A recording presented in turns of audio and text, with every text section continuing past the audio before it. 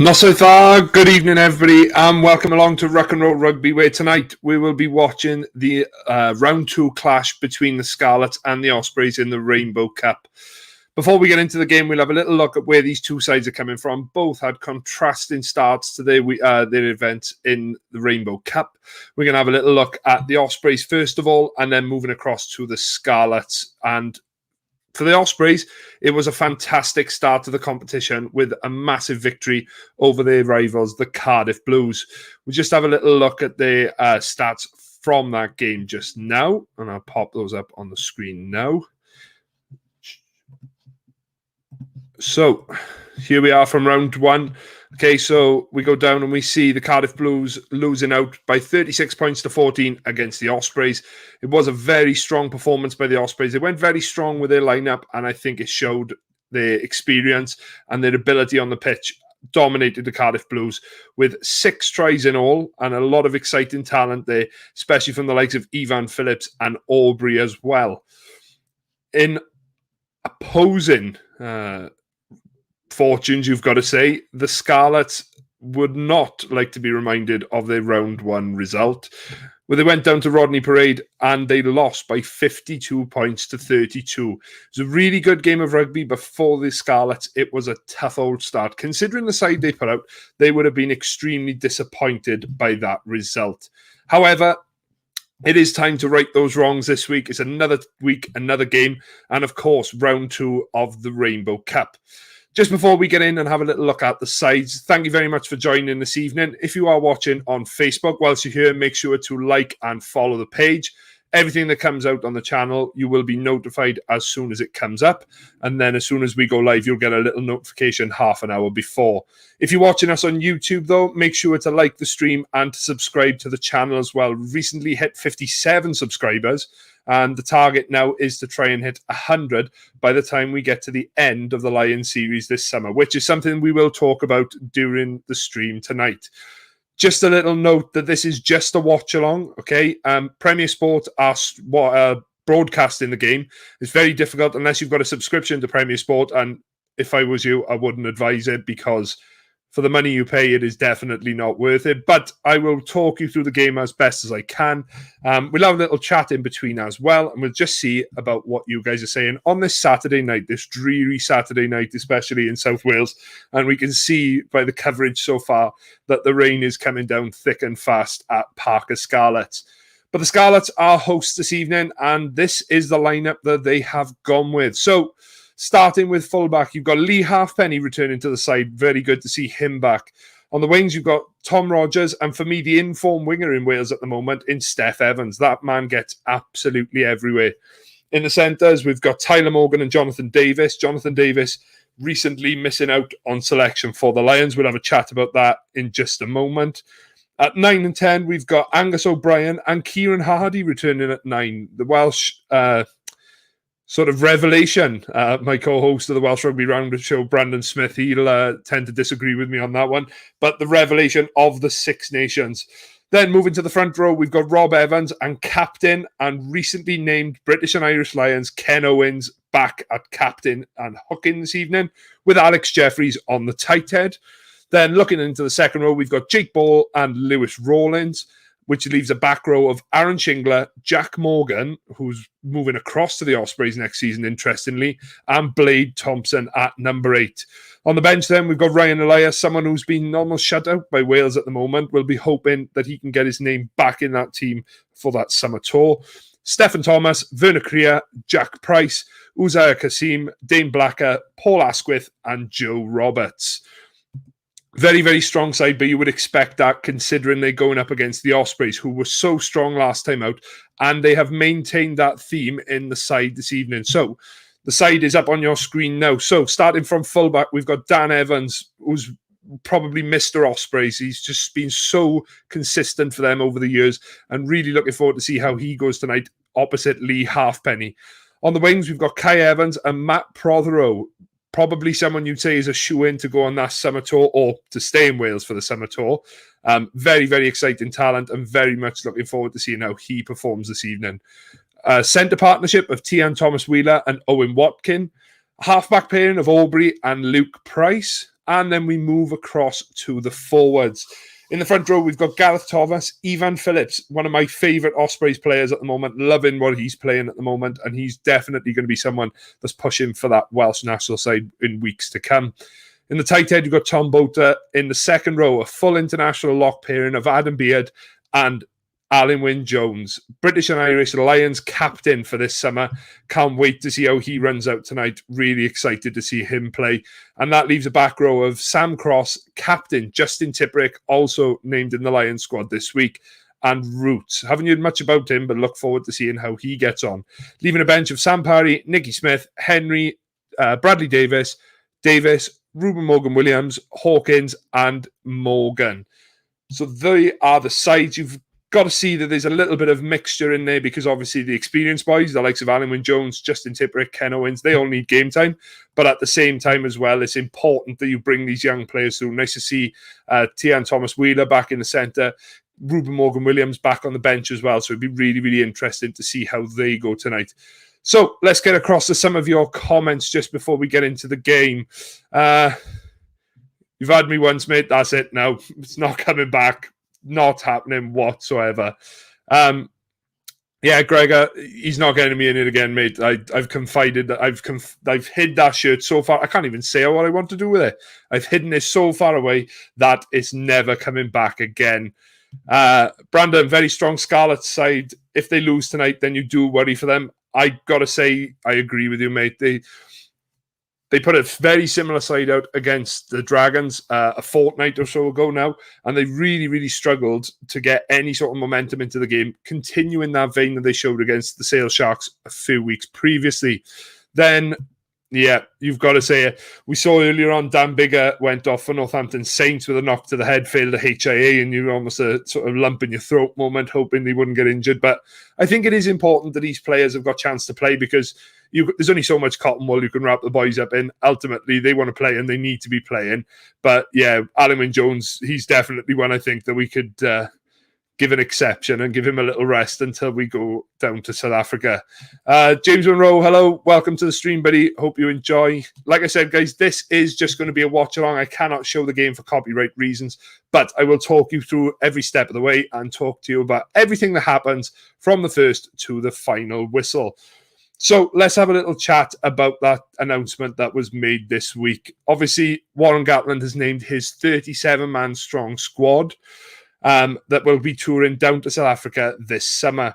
Now, I'm going to show you in just a second the squad that he's picked because I think it's a good area for discussion. I think a lot of people have been... Ooh, can't find it. I'll get it up in just a second. But I think it's a very interesting squad. There's a lot of players that I feel have missed out, and in some cases wrongly. Earlier on this afternoon, I watched Bath and Bristol Bears, and to see Kyle Sinclair was quite upsetting towards the end because that man, he has probably been one of the form tight heads in the world at the moment, never mind in the UK. And he misses out. And I think it is extremely, extremely disappointing for him because he's shown such a rich vein of form. But again, I think versatility was always going to be something that Warren Gatland needed on this tour. And he had to go down the route in some extent of players that if one player is injured, then he can interchange with another one. Ben Kay talked about that earlier on. If you look at sort of the back row options he's gone with Sam Simmons, Talupe Faletau at 8 in particular, both very, very similar play styles. So perhaps he's looking rather down the route of what player I think will fit the squad best. He's gone down there with a mindset of this is what I want my number 8 to do. This is what I want my back row to do, and so on and so forth. And perhaps that was what fed into players like Kyle Sinclair being omitted. Interesting one, we will see him play tonight, is Jonathan Davis, and I'll flag him up again there. Jonathan Davis needs to have a very, very big game tonight because a lot of people are talking, obviously, about him being left out of the squad. For me, he's just not playing well enough at the moment, and Warren Gatland said it was a hard decision, which no doubt, considering he's been on 2 Lions tours already, it would have been a very, very difficult decision for him to make. But ultimately, he's not playing very well at the moment, and we keep talking about it, and I've done a video on my channel talking about the key talking points from this Lions tour.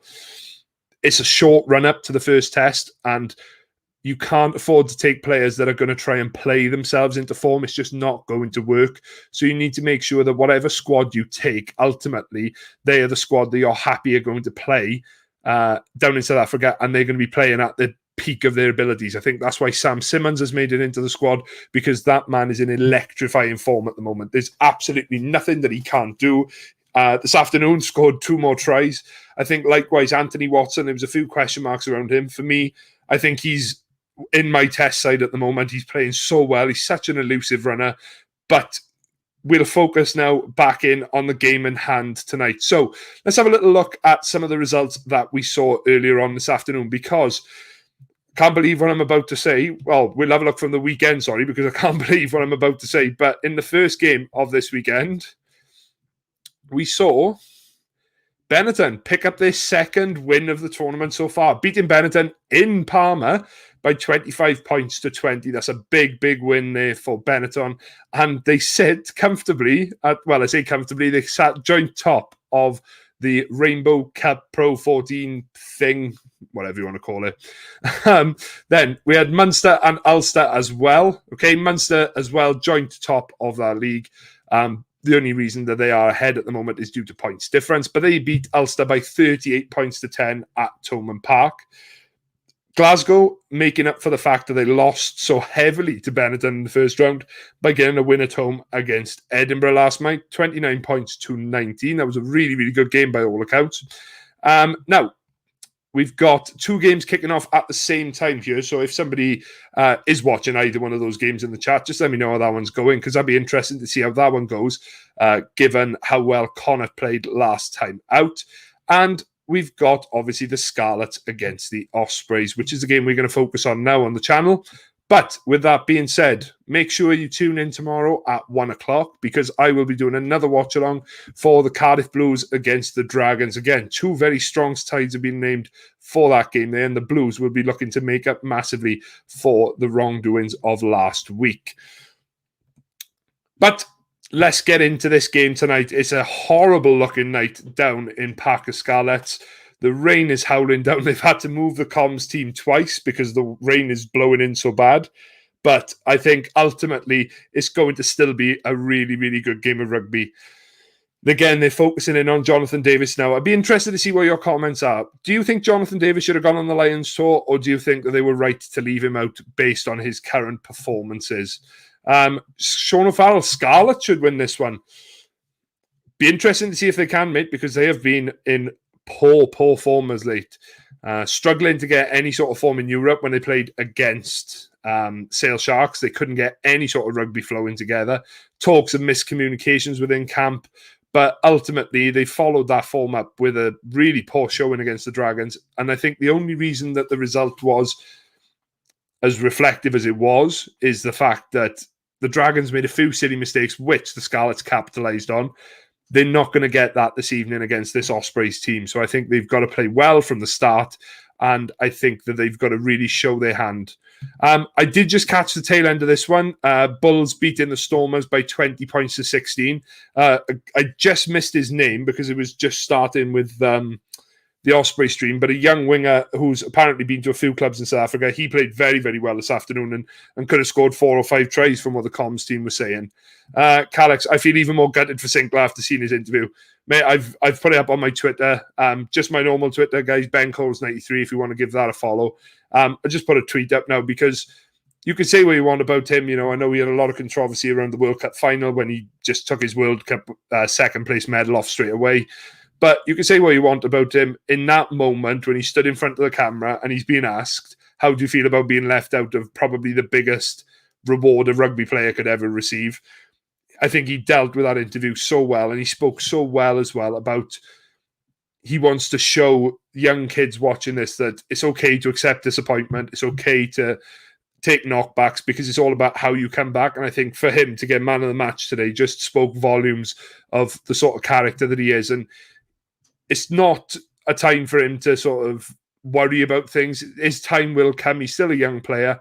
I think, 4 years' time, he's still going to be around, and I think he's only going to get better and better now that he's learned how to put a lid on things, and he's definitely seemed to have matured over the last 18 months or so. So Eddie Butler is just looking out over this grey and dreary scene at Parker Scarlets tonight. And my prediction for this one, I think the Ospreys are going to win it. I don't think it'll be the most comfortable victory due to the conditions that we're playing in tonight. But you would have to say it's more than likely the Ospreys are going to run out by 10 to 15 point winners against the Scarlets tonight. But get your thoughts down in the comments section. Be interested to see what you think. Interesting to see how Kieran Hardy goes tonight, because I know there were talks that some people were thinking that Kieran Hardy might have been a bolter for the Lions tour. For me, I never saw that happening, but there was a lot of talk that apparently he was one of the recipients of these letters that Warren Gatland apparently sent out, which we didn't see any of those players make the squad. So interesting what you think about that. While I say that, over on my YouTube channel, guys, I uploaded a video on Thursday it was, my initial reactions to the squad announcement and my key takeaways from it. And one of those was saying about this whole situation with the letters, like players being informed that they were being considered for selection. And most of them were sort of brink players, like players that might not have been. For me, I think it was just a perfect smokescreen for Gatland. It was just give the media something else to focus on whilst he makes the big decisions, like whether he chooses Sinclair.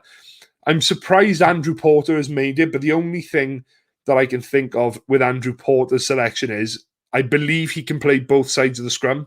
I believe he can play loose or tighter, which could prove to be a valuable asset. Do you really want someone that is like sort of half and half at loose head or tight head, or do you really want someone that's committed to loose head or tight head, especially coming up against a big pack that you go into when you come down to South Africa? But we will soon find out. So the both sides are out onto the pitch now, and they're lining up ready for the kickoff. Ospreys in black, as always, and Scarlets in red. Nigel Owens is the man with the whistle in the middle, refereeing this evening. Oh, no, it's not. Ben Blaine, who wants to be Nigel Owens by the style of his haircut.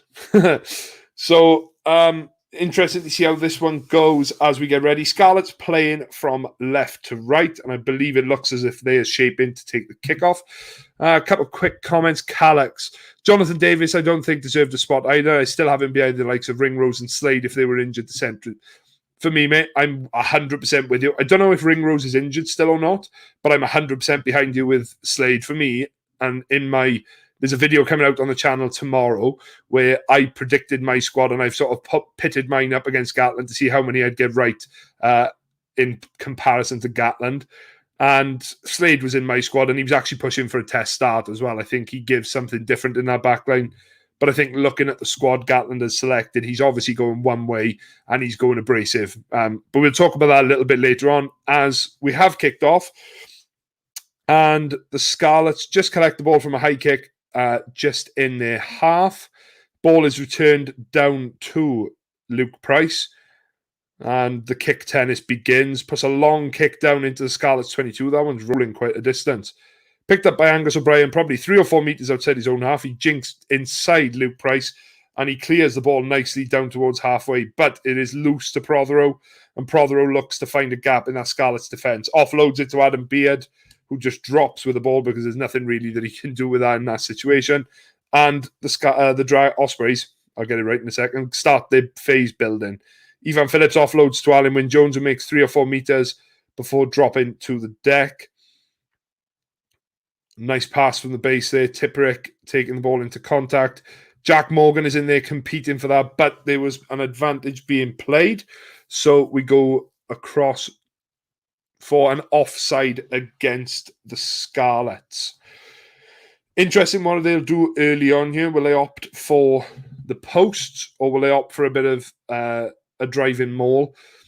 I think on a night like this, you would try and avoid the driving maul as best as you can, because the ball is going to be like a bar of soap.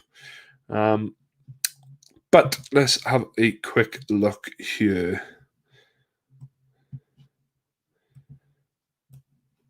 Ooh, let's get that open. So I actually know who's got the ball in their hands. So Luke Price is lining up for the post with this one. I better get the bar ready. And the Osprey side.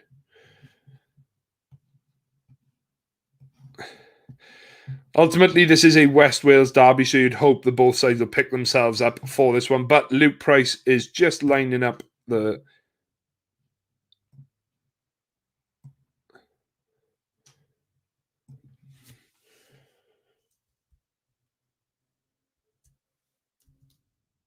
And it is successful. So the Ospreys take the lead early on by 3 points to 0.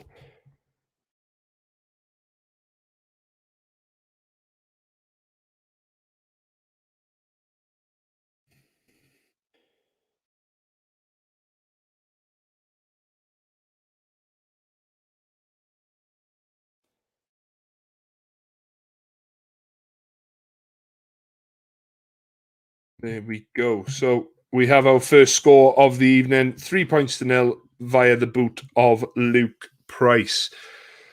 Ospreys setting up a nice base here to clear from within their 22. The Caterpillar is set up. And Aubrey sends the ball towards the touchline. And it's crossed across over the whitewash. So let's have a look at some of these comments popping up. Brandon Smith, strange to see Luke Price were given the start over Thomas, but let's see how he does. I agree. I think he was far better the last time out. And I don't know about you, but I'm not a massive fan of Luke Price. I think there are better options available at the Ospreys at the moment, especially. Connacht taking the lead by 3 points to 0. Cheers for that, Sean. Sure you keep us updated as the game goes on. But the Scarlets have one line-up ball, and Jack Morgan finds a gap. And he goes charging down towards the Ospreys 22, but he has lost control of the ball. In fairness, trying to get offloads this evening is going to be like trying to offload a bar of soap. But that is a scrum to the Ospreys just outside the 22. Yaki Dar to everyone, good evening. Let me know what you were sampling as a beverage this evening. I've gone for a little Italian special, a little drop of Peroni. But Saturday night at the end of the day, doesn't matter what the weather's like outside, we can still have a drink inside. On that, I feel so sorry for people in the hospitality sector at the moment trying to set up outdoor areas when it's like swimming pools of rain outside. Poor people. But back to matters at hand, and the Ospreys set up a strong scrum here. Looks like it's moving, but a pickup from the base by Roots. A lovely little offload there, and the Ospreys actually find a little bit of space here. Roots involved again, 2 carries within the space of 30 seconds. Aubrey to Luke Price doesn't catch that the cleanest, and he fires it downfield to Halfpenny, who collects it well, goes to the up and under. He's slightly blocked on his run, but the ball seems to be swirling, and he's knocked it on again. Ospreys looking to play out to their 22. Prothero with a little chip over the top, and is collected by Kieran Hardy as he looks to see if he can go up the wing, but he's absolutely smashed there, and it is a penalty to the Ospreys. Absolutely battered by Tian Thomas Wheeler there.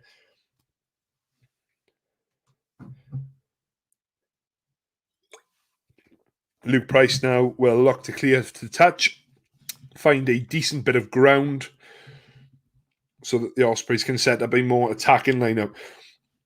I know it's going to be difficult this evening because the ball is extremely difficult to grasp, but I think so far Luke Price, he's had a couple of opportunities where the backs outside him are ready to set something up, but unfortunately he's just not catching it cleanly, and I know it's difficult for him, but at the same time, there's only so much that these players can do in these conditions.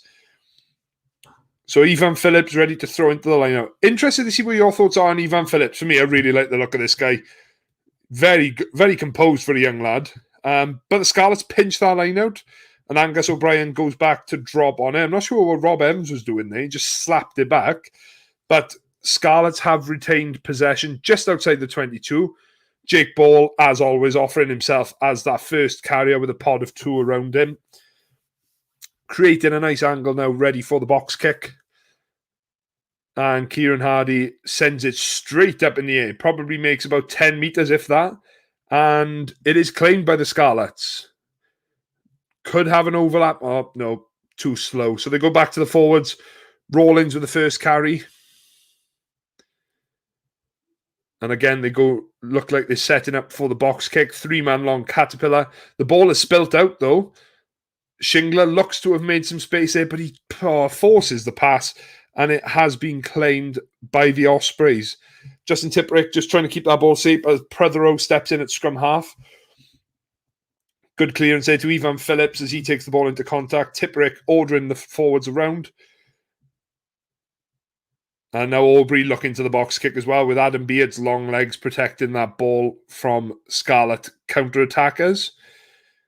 It's a very good kick, really down the channel there, but Angus O'Brien takes that extremely well there.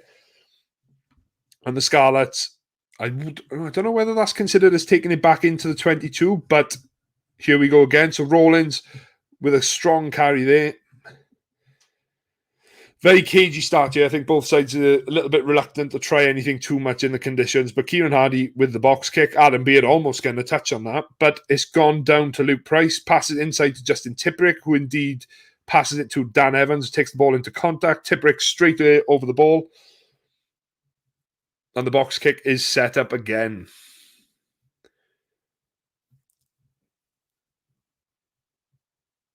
Lovely kick from Aubrey, and it's put the pressure on Kieran Hardy there, and he's spilt the ball.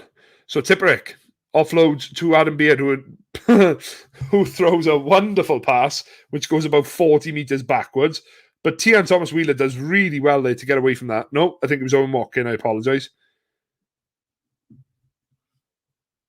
So he's gone back to the knock-on because there was no advantage there from that whatsoever. So, Sean O'Farrell, I'm still confused with the Saracens lads that have got picked, not played against higher quality enough teams in the English Championship below the Premiership.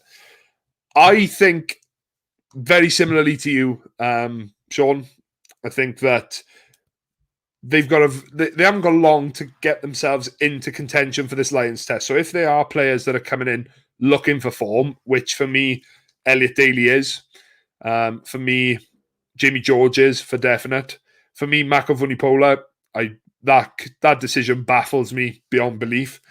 But we spoke on Thursday, myself and Brandon, to Dominic Day, former Saracen. He played at the Scarlets for a while as well. And he was saying to us that it doesn't make a difference, like with Owen Farrell, he said that there was large chunks of time where he wasn't involved in the squad, but his leadership is still something you can't ignore. And I think this will be the case. Gatland knows that Itoje was extremely influential the last time the Lions toured down in New Zealand. And he also knows that Owen Farrell will be a great leader, this being his third Lions tour. Personally, if I was selecting the squad, I would have taken Farrell and I would have taken Itoje, and that would have been it. It is now 6-0 to Connacht. Very interesting. Brandon, which players do you think need big games ahead of the summer test versus Argentina? I think now he's staying at home. I think Jonathan Davis has to put his hand up and he has to get himself in contention. I think he's been poor as of late, really poor. And he'd be really disappointed with himself that he hasn't made the squad. But ultimately, I think he realised that he wasn't going to make that squad.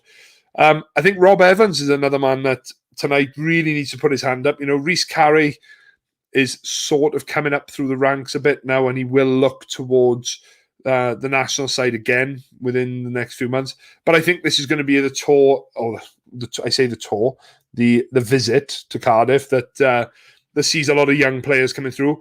Wouldn't mind betting that Elliot D will take over as first choice hooker, and if Ivan Phillips would come into the squad. So going to break this. Ken Owens makes a lovely run straight down the middle of the field, and Tom Rogers with the ball in hand now looks to find a gap in the Ospreys back line.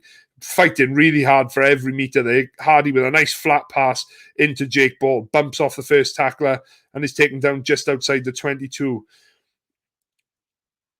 Ball goes backwards, but it looks as though the Ospreys have turned it over. Good pressure in defence there.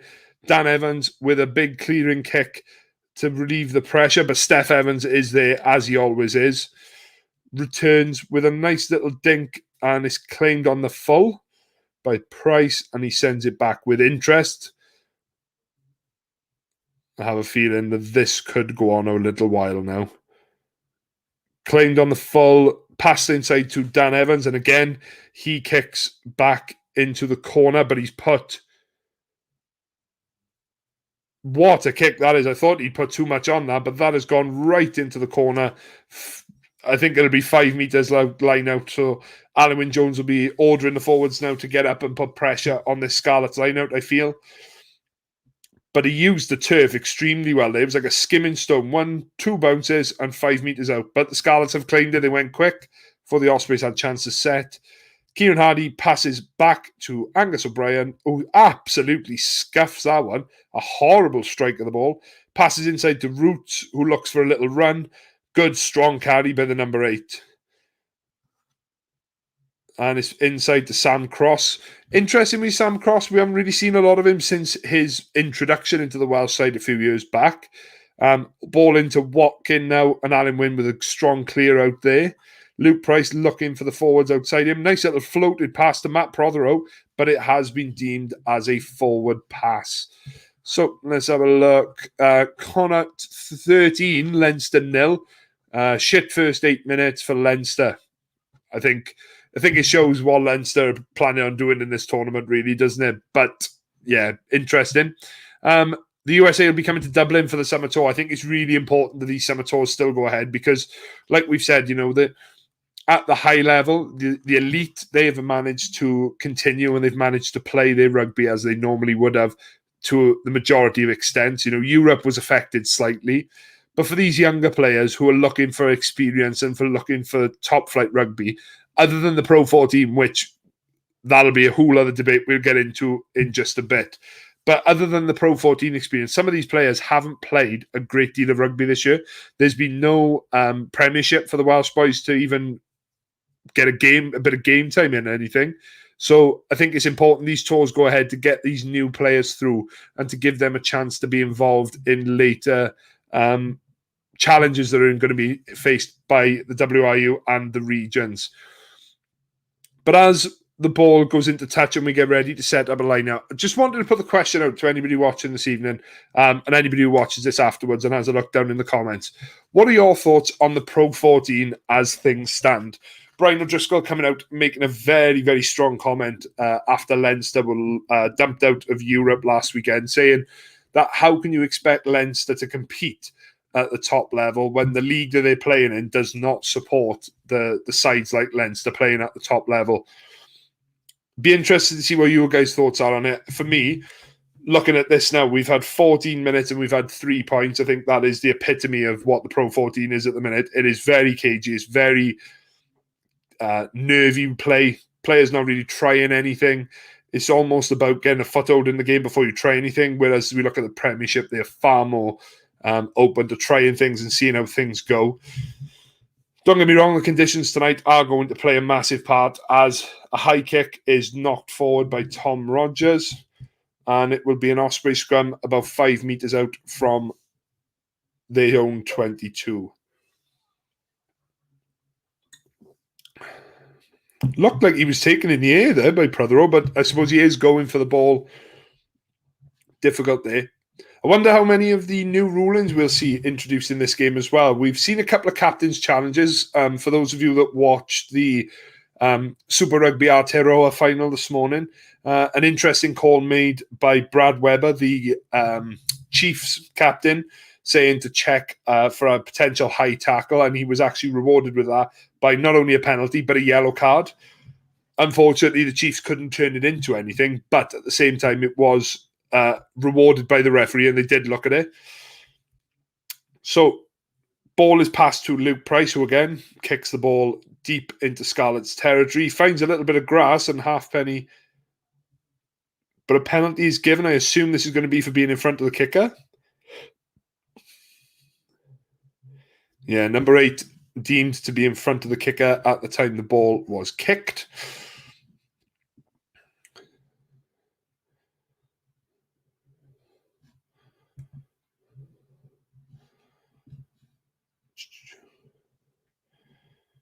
So it is a penalty. The Scarlets and halfpenny is going to look to take the point. So while we got a break and play and you are just joining us, good evening and welcome to you all. It has been a pretty cagey opening 16 minutes here, but you are more than welcome and we'll be having a nice, relaxed, chill-out chat this evening. Talk a little bit about the Lions, talk a bit about the Rainbow Cup as we go forward as well. But if you are joining us from Facebook, please make sure to like and follow the page while you are here. And if you are on YouTube, I'm going to give you a few seconds now before I say anything else. Minimize the window and make sure that you like the stream and subscribe to the channel if you haven't already done so. 57 subscribers now, guys, and we're looking to see if we can hit 100 by the end of the Lions tour. But in the meantime, talking about hitting, Halfpenny has struck that beautifully well, come off the post, and it is now 3 points all. So 3 apiece with just under 18 minutes played.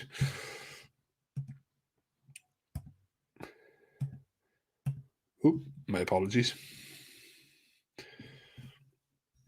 So Luke Price gets us back underway with a very long kick. If I was the Scarlets, I'd let this run because this is going dead. This is going dead.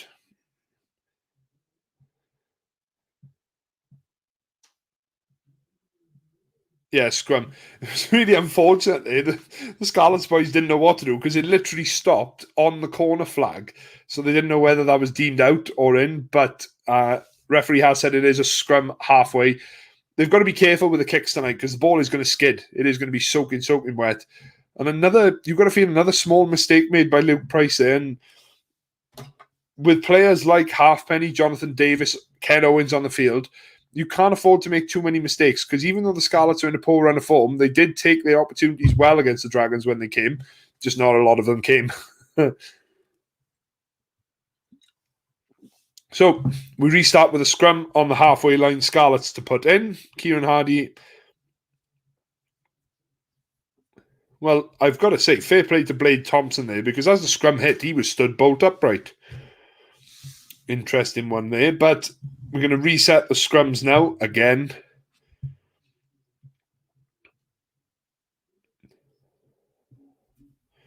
Good to see 2/3 of that infamous Scarlets front row back with Rob Evans and Ken Owens. That's all we're missing now is Samson Lee to make up that infamous trio down at the Scarlets. But it's good to see Rob Evans back, and I know he'll want to be back involved with international contention before long. Indirect free kick here given to the Scarlets as Blade Thompson taps from the base and looks to make a run. Just about gets on the outside of Justin Tipperick. Shingler on his inside and a lovely offloading game. Angus O'Brien now just under 20 metres out. Lovely offload from Jake Ball into Rob Evans. Kieran Hardy goes to the left. It looks like there's a space. Oh, goes to offload, but it goes to no one. Has the ball gone backwards? Scarlets have claimed it. Steph Evans jumping over tackles. Does really, really well there to clean that ball up. Kieran Hardy goes to Jake Ball with a low, powerful carry. Ospreys are not committing many to the breakdown here. They're fanning out in defence as opposed to trying to compete for the ball. Ball comes out to Jonathan Davis, who spots a gap. And Jonathan Davis is in. I don't know how he's managed to, but I think he might have just about got that ball down. I think he was hoping that the grass would carry him across, but I don't know whether he's grounded this cleanly. But lovely play from the Scarlets, in these conditions, trying to keep the ball alive. That is an absolutely remarkable phase of play. The back row boys combining really, really well there.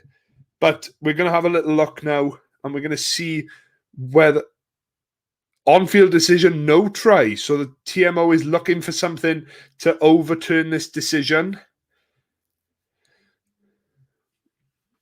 So he's thinking it's potentially a knock-on. I think Jonathan Davis was hoping that the grass was going to carry him a lot quicker and a lot further than it actually did. So he breaks through. It's a poor tackle from the covering defence.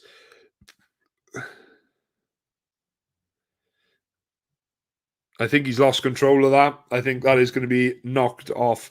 It doesn't go forward, but he loses control of it. Oh, is he though? Yeah, they've said lost control of the ball, so unable to award the try. So I don't know what the return decision will be.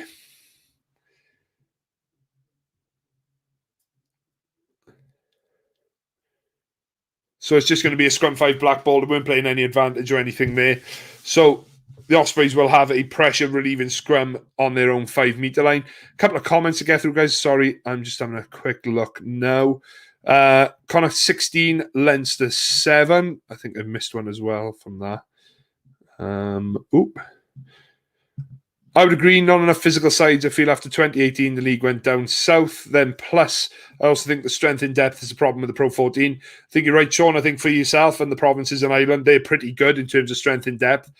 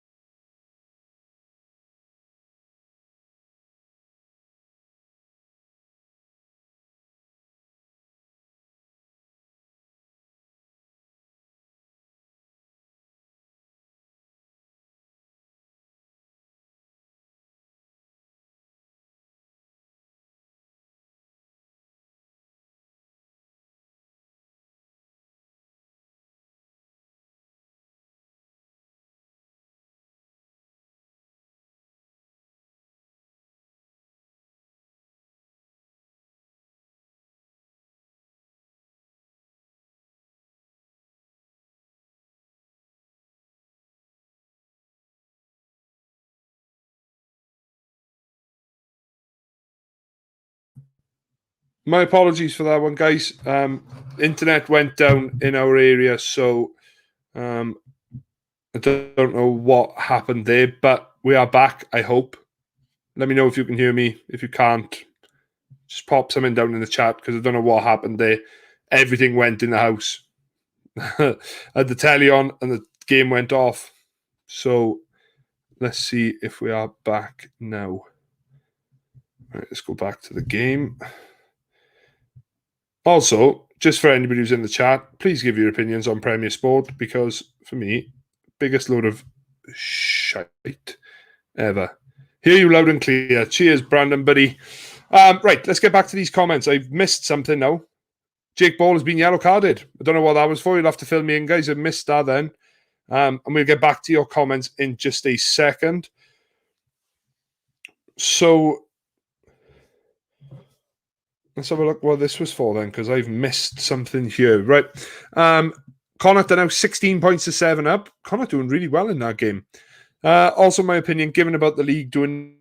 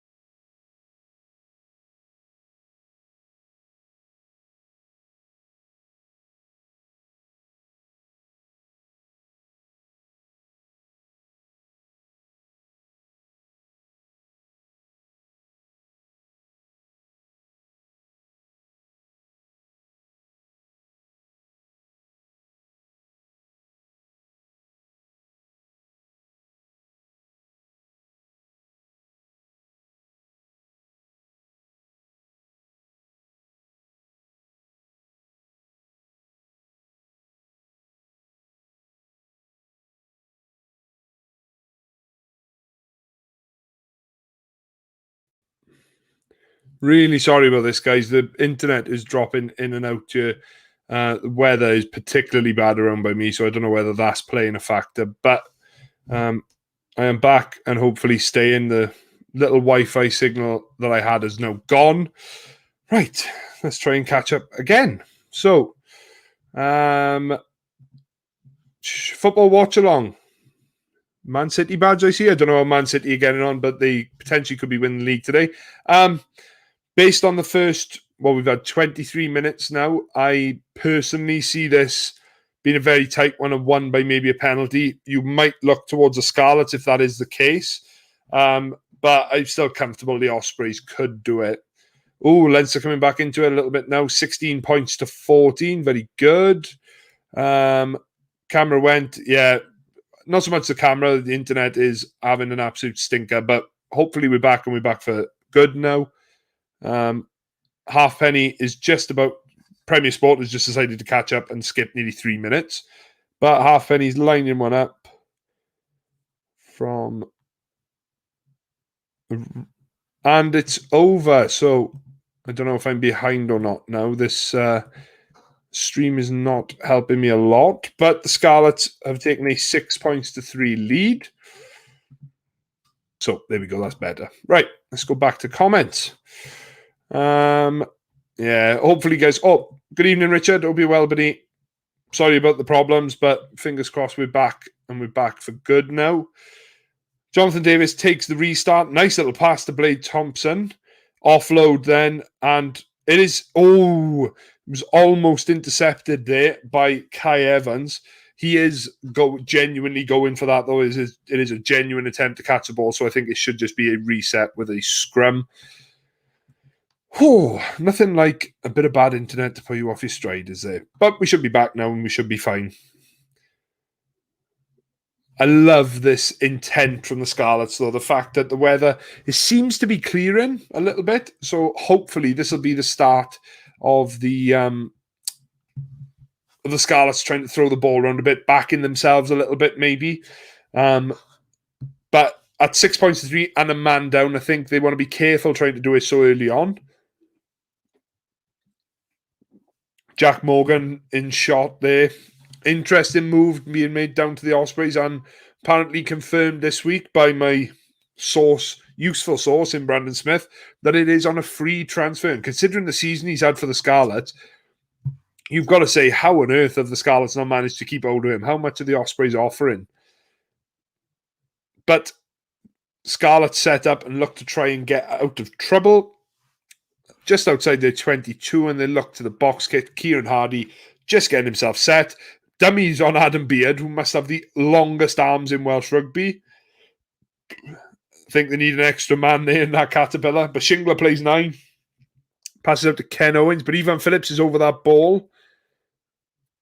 It's just made its way back now to the Scarlet side.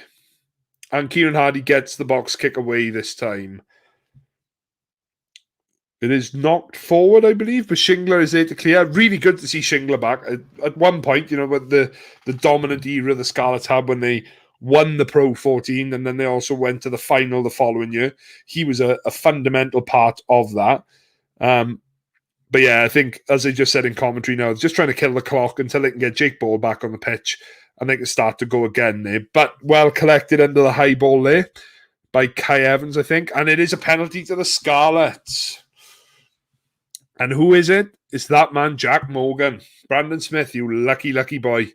So next season, Brandon, obviously it's going to be a quiet year, you'd imagine, for Justin Tipperick, considering that he's going to be on Lions duty, and not far after there'll be an autumn series.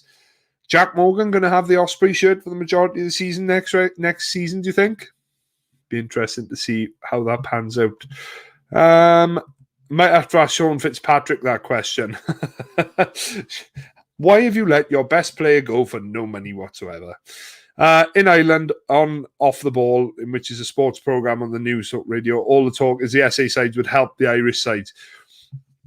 I think that's what it's become now, and as a Welsh fan, it's really frustrating because it does feel that the Welsh, the Scottish, and the Italian sides, they're only there to make the numbers up. I don't think that there is a league currently that the Welsh regions and the Scottish sides would compete in for the title. I think, the Scarlets had their season a few years back, but obviously they're starting to see players go to other clubs now. I think it's starting to show now. We're all really excited when we started seeing all these big name players come back. Your Lee Halfpennies, your Josh Adamses, Jonathan Davis coming back from France, etc., etc. But I think now we're starting to hit the purse strings a little bit, and you're starting to see that the Welsh Rugby Union are giving less money to these regions. And it is short, well claimed by Dan Evans, because that looked like he got held up in the wind a little bit then. But Ospreys have the ball. Short pass to Even Phillips, tackled by Jonathan Davis quite comfortably. Really like the look of this Roots guy so far. I'm interested to see. I think they were mentioning him at the start of the game. I think he might have come across from New Zealand in some capacity. Be interesting to see a little bit more about him. And the kick is made to touch. Scarlets will be happy with that. They'll set up a line out just inside the Ospreys 22. So now that we're back, and now that the internet has decided it wants to play with me this evening, welcome along to the stream if you are new and you've only just joined us. It is currently 6 points to 3 in favour of the Scarlets. It's been a very, very cagey affair this first half, and I think the conditions have played a big, big part of that. But welcome along. You are more than welcome to the channel. If you're watching over on Facebook, please make sure to like and follow the page. And if you were over on YouTube, make sure to like the stream and to subscribe to the channel as well, as we push from 57 subscribers up to 100. Haven't actually checked what we're on at the moment. But the Scarlets are setting up an attack just outside the Ospreys 22. Jonathan Davis takes the ball in close, allowing the forwards to wrap back around. Lewis Rawlins looked for that offload then, and you think he got it away. Yep, did well to get that away to Rob Evans. Sam Cross making an absolute nuisance of himself there, as is Justin Tipuric, but a penalty advantage to the Scarlets. Tipuric falling on the wrong side there, effectively.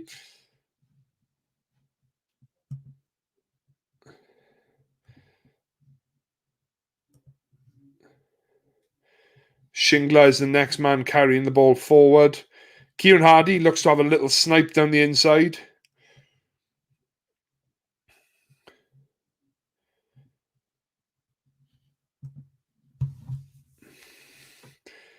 Angus O'Brien goes for the Gary Owen. It's not gone very long, but it has gone high.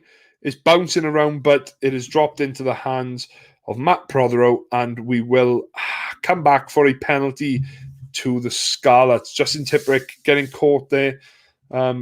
Well to counter-ruck, but he ended up falling on the wrong side and ultimately gave away a penalty for being offside.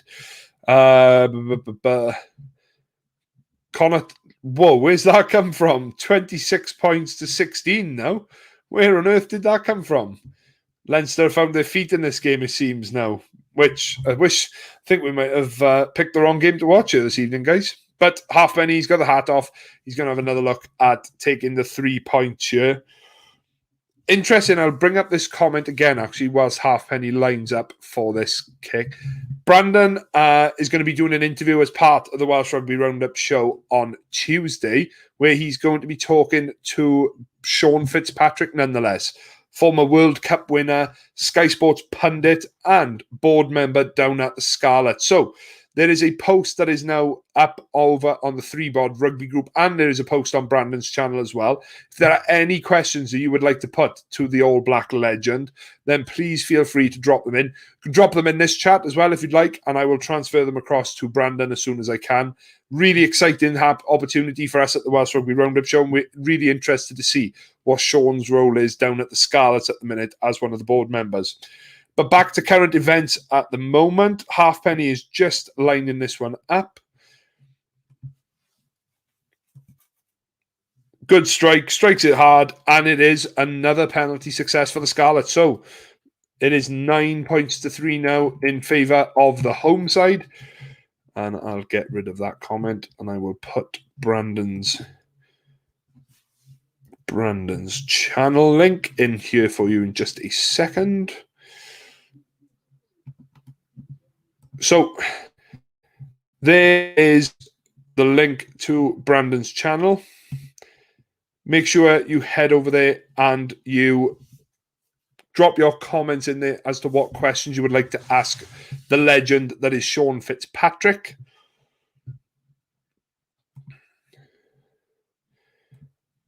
I should really put what it is, actually. Ospreys are on the attack here.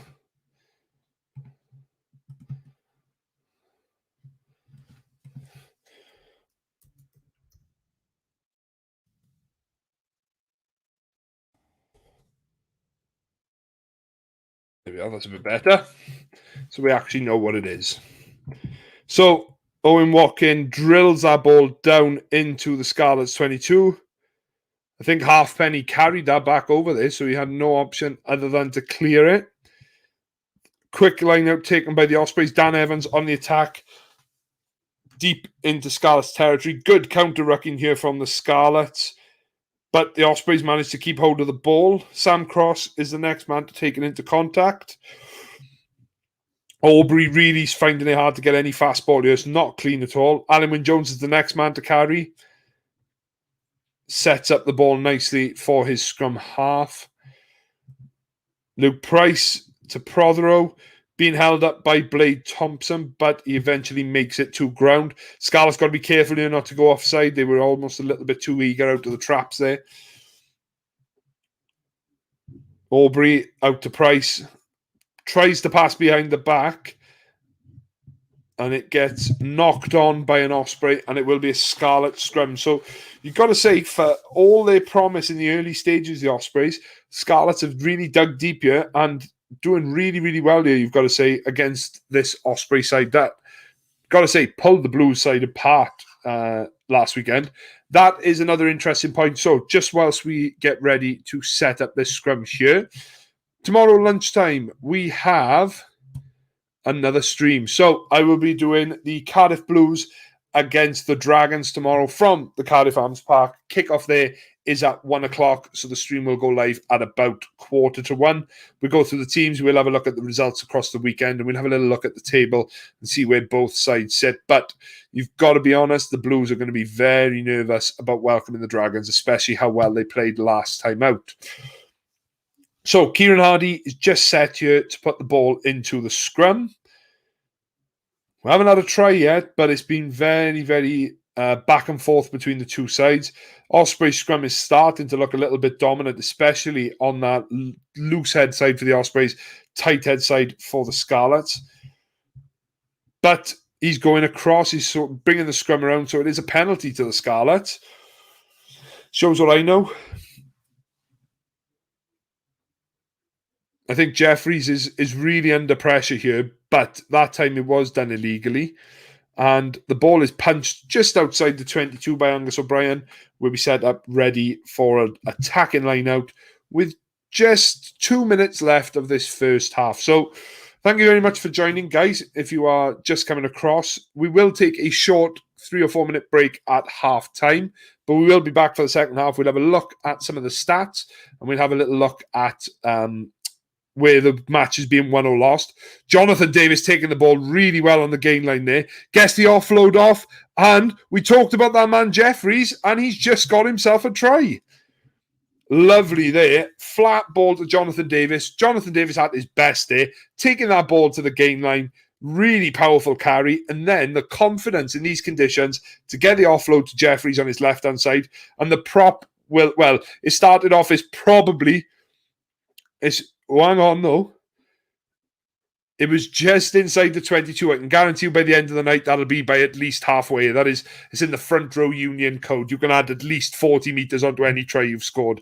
But lovely there by John Davis. Got his hands free. And Jeffries carrying the ball really, really well. Dived early. Used the conditions to his advantage. And you've got to say, well deserved for the Scarlets. They've been the side that have showed more attacking intent. And... I think he'd be lucky if he stays in the front row union after scoring a try like that. That was a wonderful finish by the tight head. Under pressure a little bit in the set piece, but you cannot argue when the player gets the ball in space like that and he finishes it off. what a fantastic finish. Well done to Mr. Jeffries and Halfpenny to put the Scarlets 13 points clear.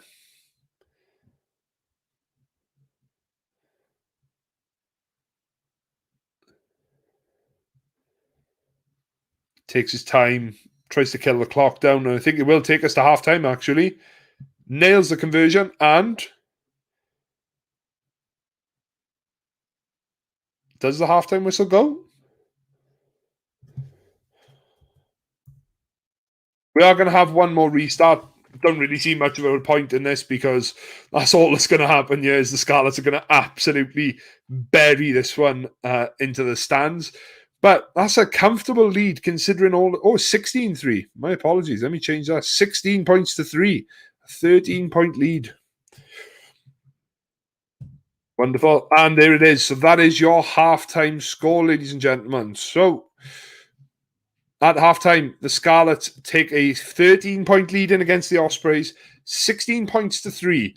And what was a very interesting first half, but a very well-balanced first half, I feel. Both sides trying to work out where the opportunities were, and the Scarlets definitely took them towards the end of that first half. So don't go anywhere. Just going to take a few-minute break now so that we can go to the toilet. I say we, just me. So I can go to the toilet, get myself a drink, and I'll be back with you for the second half. So please don't go anywhere. And if you're watching over on Facebook, make sure to like and follow the page. And if you're watching over here on YouTube, please make sure that you like the stream and that you subscribe to the page as well. Just trying to get my words out here. But thank you very much for joining us, and we'll see you in just a few minutes.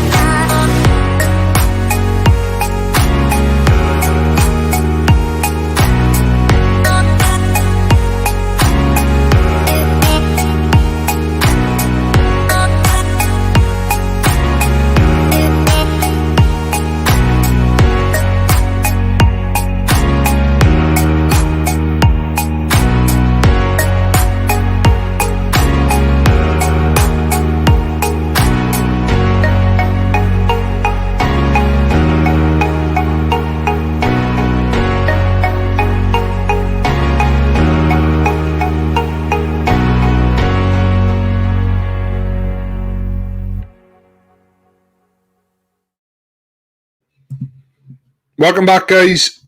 back from our little break at halftime, and we are ready here for the second half. So let's have a little look at the stats from that first half, because it didn't seem like there was a lot between the two sides, but the Scarlets have gone in with a commanding lead, you must say. So here we have the stats from that first half. So 1 try for the Scarlets just before halftime from the tight head Jeffries. And if you didn't see that try, then definitely search that up, because that was, for those forwards amongst you, that was an absolute beaut. So, excuse me, let's have a look at the stats. 56% possession for the Scarlets.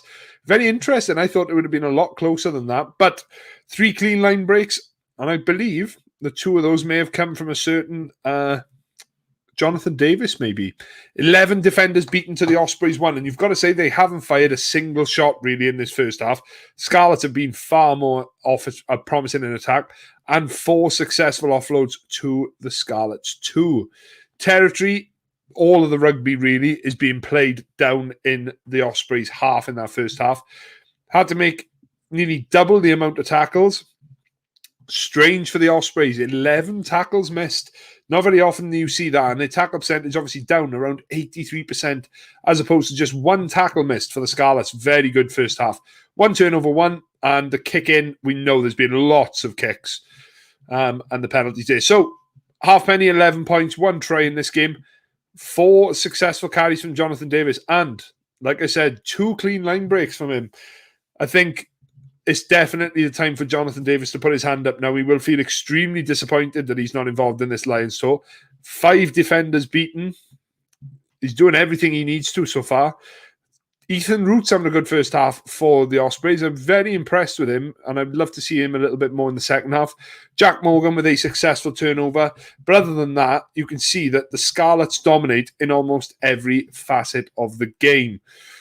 But we shall see what happens in this one in the second half. Let's get to a couple of comments. My gosh, what on earth has happened there? Leinster, 33 points to 16. And that's only the halftime score. Thanks, Richard and Sean, for keeping us updated on that one. Wow, what a turnaround for Leinster that has been in that first half. So, welcome along to the stream, guys. If you are just tuning in, we are just doing a watch-along tonight. Unfortunately, I can't show the game due to it being copyright restricted. However, I wouldn't advise anybody to go out and pay for Premier Sport, because it is a woeful, woeful service.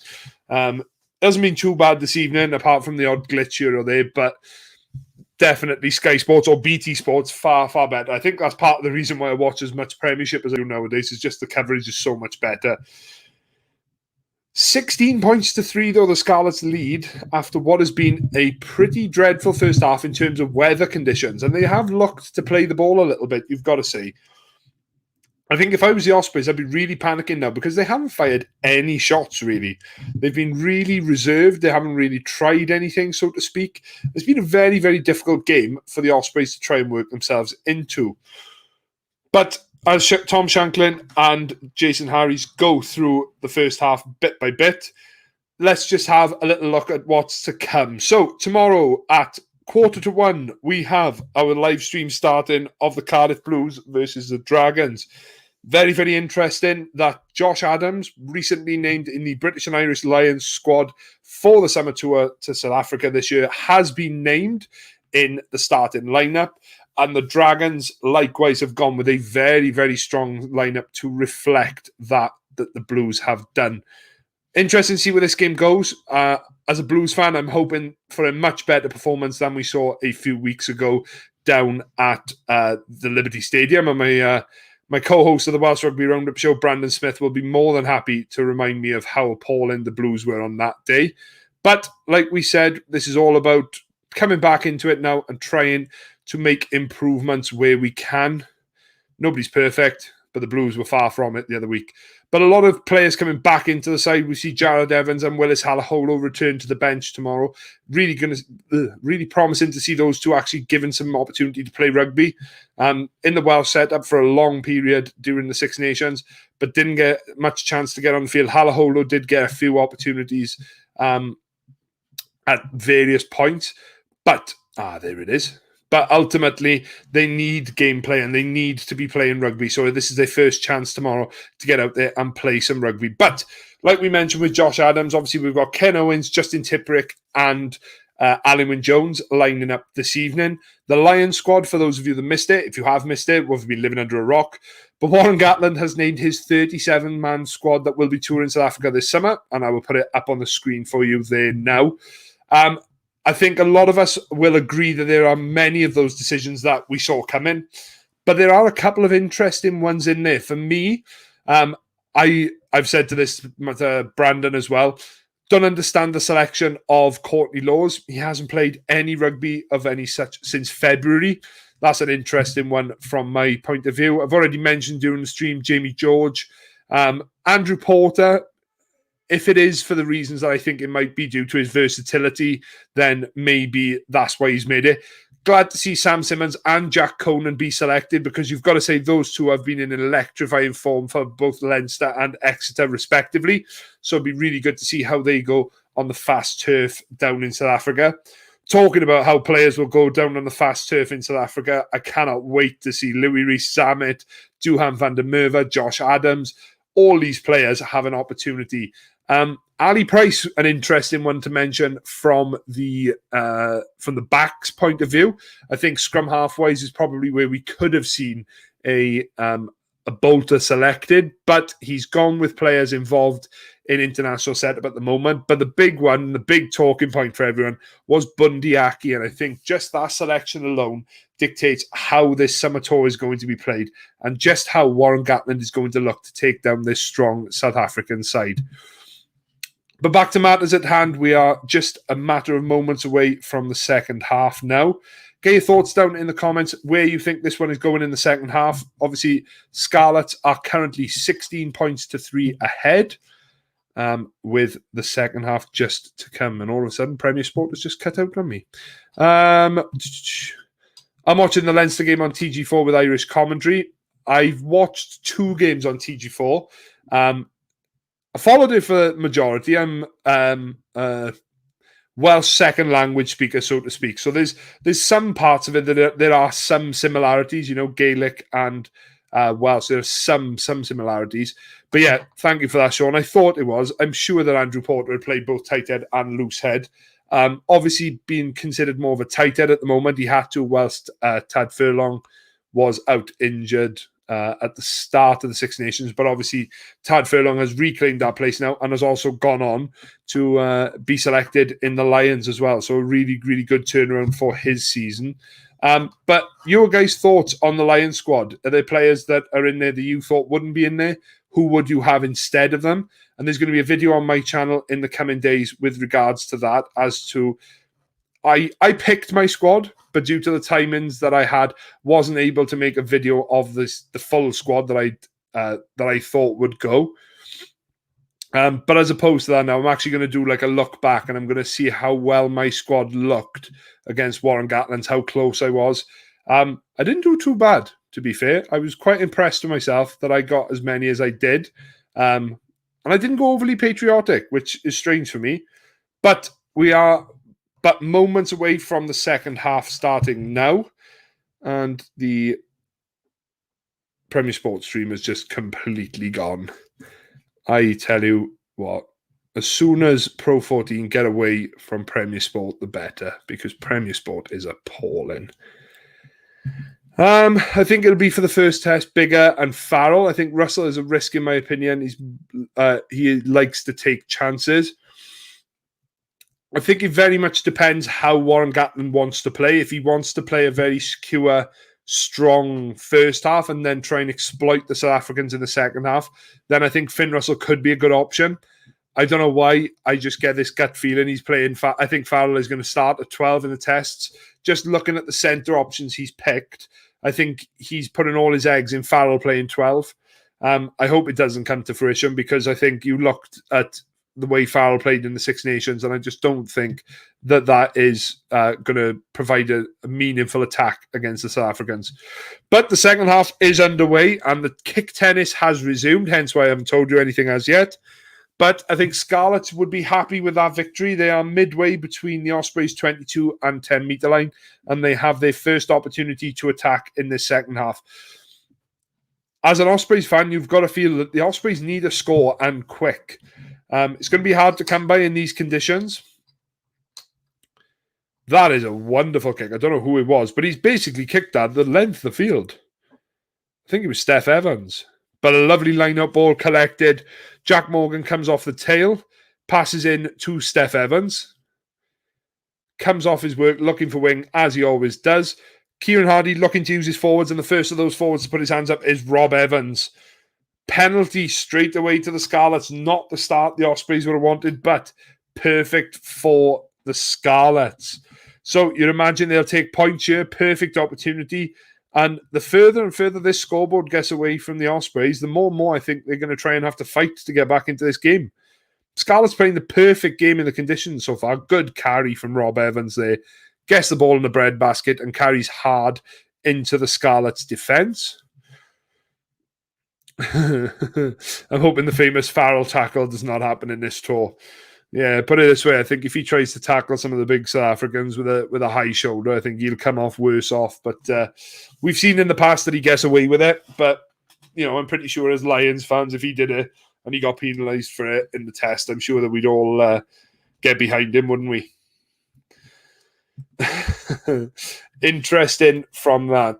So, Halfpenny just lining up this kick now. And I think Halfpenny has probably been the calm resolve that this side needed during this game so far.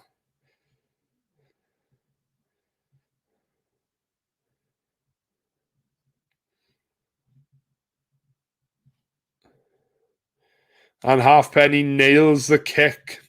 So the lead grows. And I think nowadays that's what you always talk about. And I think most coaches now, they look about building a score, because I think once the scoreboard starts to build, it takes the pressure off the players as the rain starts to come down heavily again down at Parker Scarlets. So the full Welsh management, they're watching this one tonight. A few players that they'll probably have their eyes on that are starting to play really well so far. On the one end of the scale, you've got the experienced players, Rob Evans and Jonathan Davis having good games so far. But on the opposite end of the scale, youngsters that they might look to bring in over the coming months. So, but the ball has been stripped there. Jonathan Davis looks to clear downfield. Is it going to hold up, or is it going to go? Oh, that's held up lovely there. Pressurizes Kai Evans. And again, a territorial win for the Scarlets. A line out just outside the 22. Kai Evans really frustrated with himself there. Would have hoped to have got a lot more distance on that one.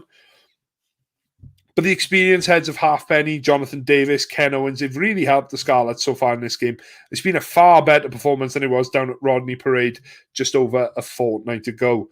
But under pressure, Jonathan Davis gets a lovely kick away. He's not looking for the touchline. He's just looking to pin those Ospreys back. And they held up beautifully, considering the skid that we've had so far on the grass this evening.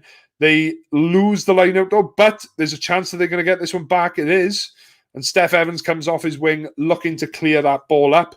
Offloads to Halfpenny, who is tackled by Tom Botha, I think it is, but he's just got in the way. A kick down. He's claimed the mark, but the referee has not heard or seen it. So referee's just looking at him, wondering what's happening.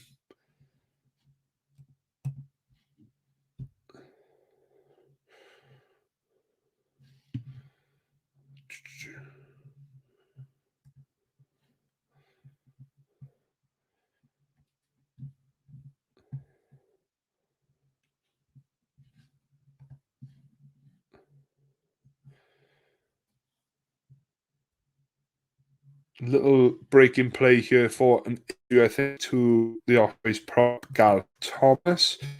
Jordan Farrell, just under fear from Leinster. I think he was unlikely. He's been playing very well. I think the back row was probably the hardest place to select from on this tour. I think there's so many players playing so well at the minute. You could have selected one of about 20, 30 players. If you look across the quality you've got, maybe not, but you look at players in the back row that are in form, you could say the entire back row for Leinster I think if you look then, you could look in the Premiership then. Obviously, Sam Simmons has been selected. Nathan Hughes has been playing extremely well for Bristol. You've obviously got Ben Earl. You've got Sam Underhill, who was a mention in somebody's test side that we were talking to recently. So many that you could be sat here all night picking back rowers off, Zach Mercer, another player who, an interesting one, he'd be good, suited to the fast play down in South Africa, but obviously not being selected internationally currently. And also heading down to play in France next season as well. So perhaps that's another thing that's gone against him at the moment. But I've just currently lost the game because the Premier Sport app has given up on me. And I will try and get that back as soon as possible. Signal is absolutely dreadful tonight. Hopefully this will work. So we're setting up for a scrum. Ospreys putting in. It's time for the Ospreys to start firing some attack now, you must say. So Aubrey places into the scrum. Luke Price stood directly behind that scrum. And finally, the dominance in the Osprey scrum pays off and they get a penalty.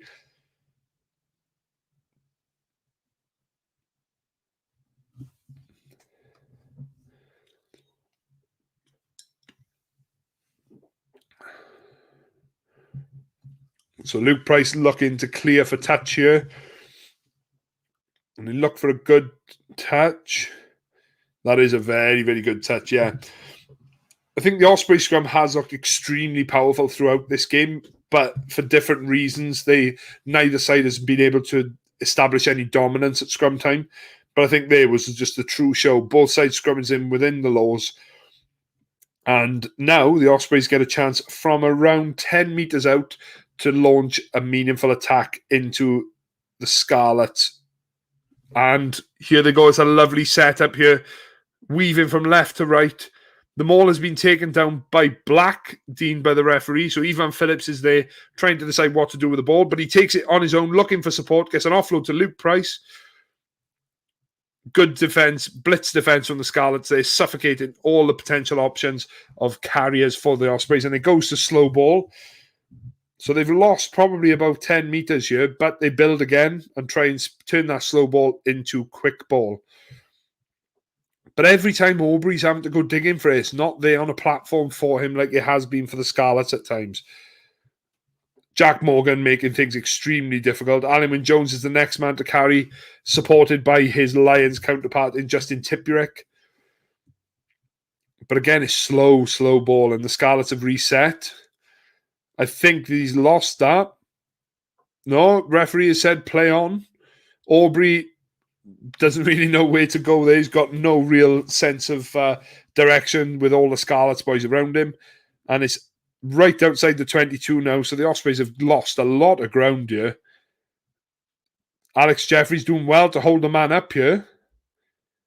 The referee has taken an age to call that as a maul.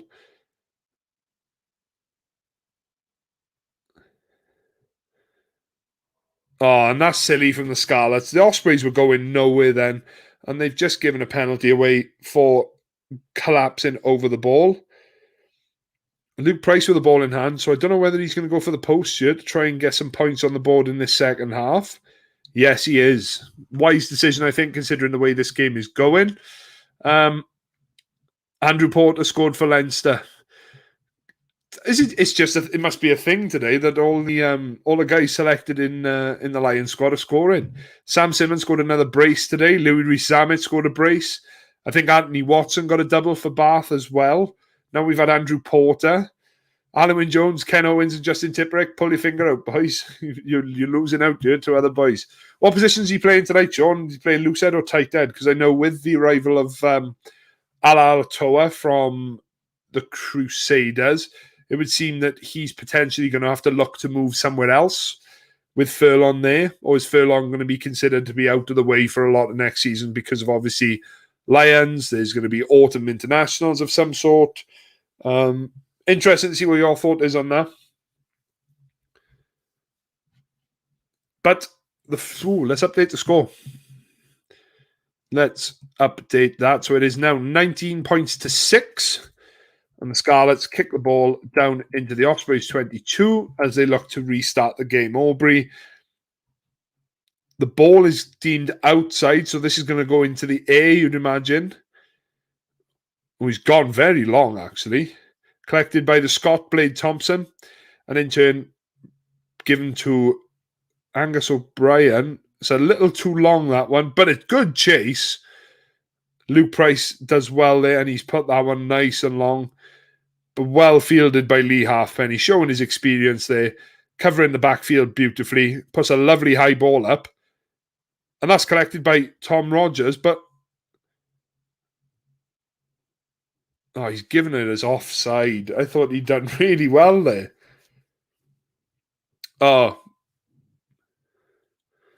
It's been given against Blade Thompson as opposed to Tom Rogers, but that was a lovely little phase of play there. Luke Price for the touchline. I think he's mistouched it. Oh, camera can be awfully deceptive. I didn't really know where that one was going then.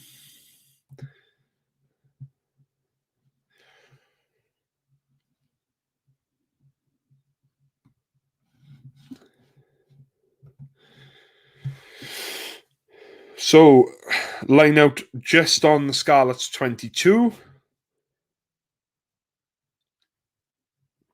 Cleaned at the front by Justin Tipperick. And they set up the driving maul exactly on the Scarlets 22. Ivan Phillips has come away, but Blade Thompson is there, and it's been turned over illegally by the Scarlets. So another penalty again. Scarlets have given away a lot of penalties in short succession here. Lots of errors, one on top of the other. And yeah, I think rightly so. He needs to speak to the captain here. Ken Owens needs a word. No, he's just spoken directly to Blade Thompson. He said that he's given away 2 penalties now. One was a silly one and one was a cynical one. So he's got his eye on Blade Thompson now. But Luke Price dinks that one nicely into the corner. I think the Ospreys have been really good at setting that driving maul up almost straight away. Andrew Porter's playing on the tight end tonight. You'd be surprised to see if he gets involved in the Lions setup at tight end, considering that he's got Xander Ferguson in front of him. And obviously, we all know that Tad Furlong, the tight end jersey, is his, should he stay free of injury. But the Ospreys lineup moves towards the try line. If he can find a grounding in that, I would be astonished. Oh, he's just given us a straight held up. So we have our first goal line dropout. Yay! First one.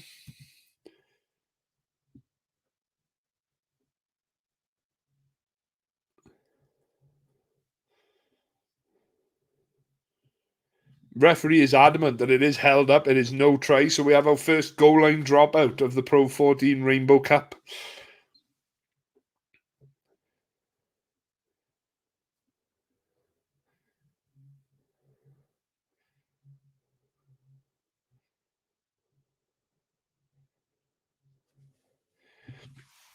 So Dan Evans has the ball about 10 to 15 metres outside the Scarlets 22.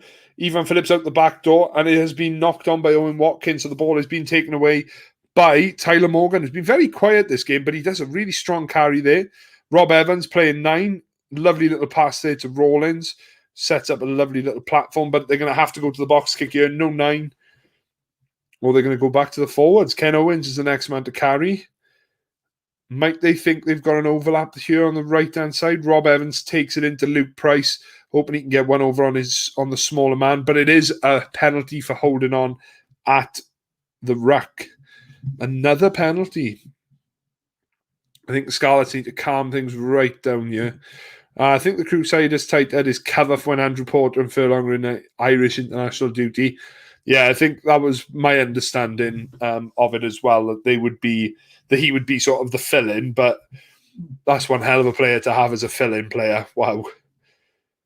But a strong kick into the corner, given the strength of the wind in the second half. You can see the way the flags are moving. The Ospreys are definitely playing into the wind this second half, which doesn't help when you are 13 points down and not really apart from that one driving lineup we saw just now, showing any promise of scoring.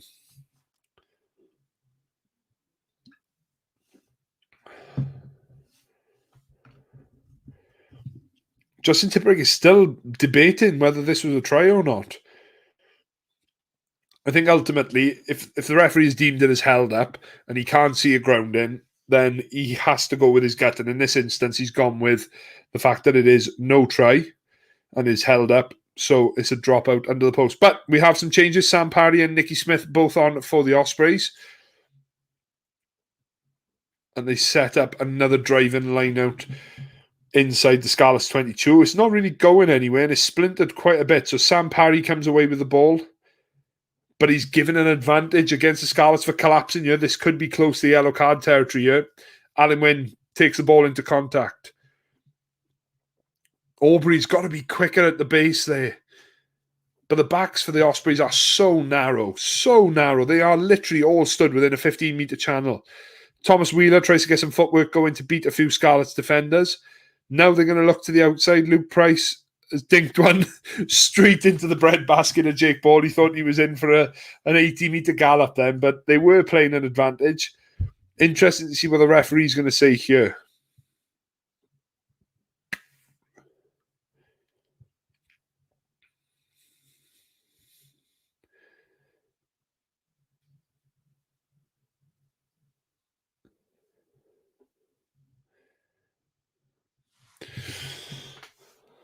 Luke Price kicking the ball there in an attacking position, but I don't blame the young man because at the end of the day, he's got nobody around him offering any sort of attacking lines or anything like that. So he was left with only one option really. Oh, Leinster starting to run away with this one now, 45 points to 16. Very interesting so far.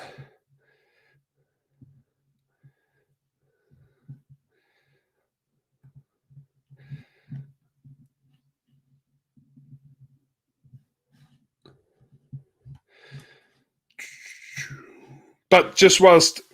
Was he going to the corner again? I was going to say just whilst we had the break in play for the kick, but it looks like he's going to the corner. So we'll hold off on what I was going to say for just a moment. I think the Scarlets have got to be squeaky clean here. No misdemeanors, no errors. Try and keep themselves with 15 men on the field, because with 15 men on the field, they are definitely causing the Ospreys problems.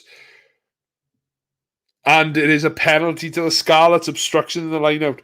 That's a huge turning point there because the Scarlets have been under the pump for the last 10 minutes or so now. And this was a big, big opportunity for them to get a try on the board, but they haven't been able to execute it. And they will have a chance to clear their lines to Angus O'Brien. And with the wind behind them, that's a huge clearing kick. But yeah, Justin Tipuric goes up and Roots drops him. So for those who are not sure how this is class obstruction, so Roots is the back lifter of that pod of three at the front there. He's lifted Tipuric in front of him, but then he's turned around and dropped him, and he's got the Scarlets players coming onto him from behind. So Roots is blocking the Scarlets players from getting any sort of connection in the middle. But the Ospreys have got hold of the ball again. They must turn the Scarlets liner over. And they set up through the forwards again, though. Very, very narrow still. I'm just looking out at their backs now. I don't know what Luke Price is planning on doing, but there's no options there out in the back line. I think, personally, it's about time they bought on Hawkins. Matt Prothero, finally, with a bit of ball in hand, but he goes down low and is tackled by the Scarlets forwards. Nicky Smith with a good carry there, wearing the headgear this evening. But it's been lost. And Jonathan Davis pounces on the loose ball. Starting to get a little bit messy now with the conditions obviously playing a big part of that. Ball goes back to Angus O'Brien. And he clears for touch. Will they go quickly here? No. So we have a line out just as we hit the 3-quarter mark. 60 minutes gone, 20 to play. Welcome to the stream, guys. If you're joining us late, it is currently 19 points to 6 in favour of the Scarlets. It's been a pretty good game, and it's started to warm a bit. The early stages, both sides were sort of worrying about the conditions, and it was a little bit tricky to play in. But they have really found their feet now, and they're starting to throw some shape together and start to throw some attacks together. A few replacements now for the Scarlets. Rob Evans and Ken Owens leaving the field, being replaced by Ryan Elias and Stephen Thomas. And the lineout is going to be reset. But thank you very much for joining us, guys. If you are here from Facebook, please make sure to like and follow the page. And then that way, anytime a new video goes up, you'll be the first to know. And likewise, if you are over on YouTube, please make sure to like the stream and to subscribe to the channel. We're growing on both platforms now, guys. So please join the chat, join the community as we grow and grow. But back to the activity. Aaron Shingler has pinched the Ospreys lineout. And they're going to go to a pod of forwards as they look to get a better angle for Kieran Hardy to get this box kick away. And Kieran Hardy puts up the box kick, and I think that's probably the first time for about 10 minutes the Scarlets have been out of their own half. Dan Evans is tackled hard by Angus O'Brien, sends him back a good 3 or 4 meters there. But players diving straight over the top and are giving a silly penalty away again. As soon as the Scarlets are getting anything in the second half, they're giving away silly errors. Sean O'Farrell, I think this scoreline with Leinster, I feel it does not help, in my opinion. They're not learning anything new because they're not playing against a physical side. But the thing is with that one, Sean, are the South African sides going to be the answer? I mean, watch the games, the Bulls game earlier on, and I don't think that showed a great deal of what the South African sides have to offer. I know they're in a difficult situation at the moment, but I don't think it's the answer to the problems. But mass changes now for the Ospreys as 4 replacements come onto the field. Bradley Davis is on. Rhys Davis is on. I'm sure I've seen more as well. Ruben Morgan-Williams is on the pitch. I'm trying to spot them now, looking at their jersey numbers. But big changes made by the Ospreys. Now, obviously, feel that whatever's happening is not working, and it's time that they got something going again. Not straight at the line out. Just a compilation of errors here, and it's meaning that the game has really slowed down, and all momentum that was being gained by either side is lost. But so far, only 3 points. 6 points to mention in the second half, 3 for either side.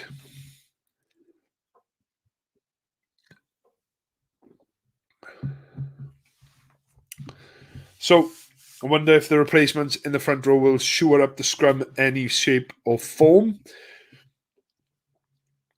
And it goes down at the first time of asking. I think we're just going to have a reset, though. Wonderful for the entertainment of rugby. We have to factor in they have not played international or club rugby since the Super Rugby went. I think if you look at Super Rugby, the Lions a few seasons back, the Golden Lions from South Africa, they actually made it to 2 Super Rugby finals on the bounce. So the rugby they were playing definitely was benefiting them, and obviously they actually won a World Cup, so something that South Africa was doing was right. But another replacement here, Zuza Kasim comes on. But I think this is exactly what the Scarlets need, is a break in play, just to have a word with each other, stop the penalties, calm things down a little bit. Let's get back to basics. Let's play the rugby in the right areas of the field and put the pressure on like we did in the first half. But likewise for the Ospreys, I think it's time now for the likes of Alan Wynne-Jones, Justin Tipuric to get around the boys and say, look, this is what we need to do. We are losing this game. This is what we need to do to get back into it.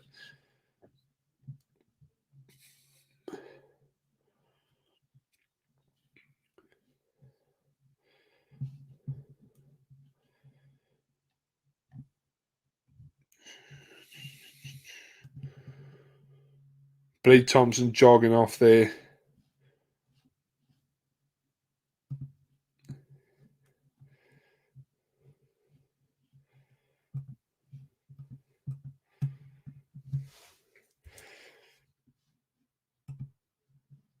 Penalty to the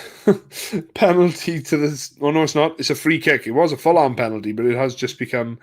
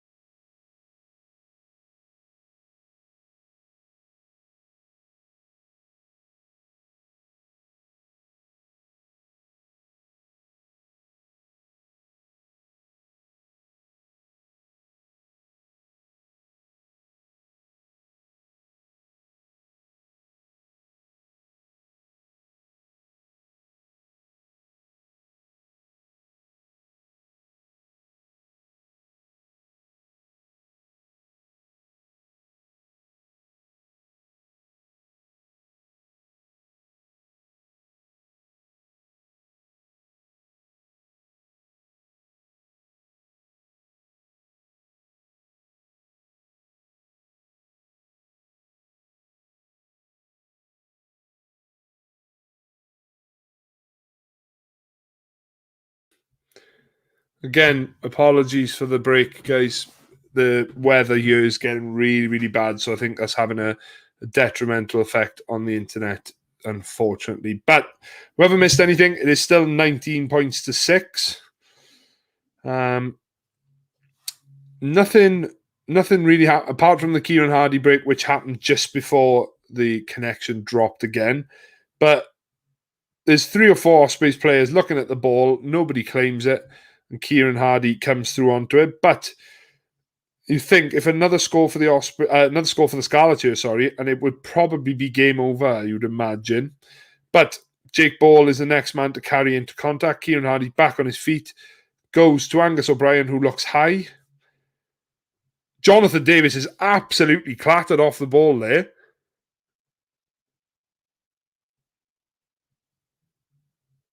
Hang on, he's not doing anything about that off the ball take on Jonathan Davis. It looked like from nowhere somebody just wiped him out. That's a huge kick from Dan Evans, straight down the throat though of Steph Evans. Knocked back into the 22, but Dan Evans looks to bring it out. Oh, and it is a scrum to the Scarlets. Couldn't work out what it was there because the referee blew his whistle and he wasn't really doing anything.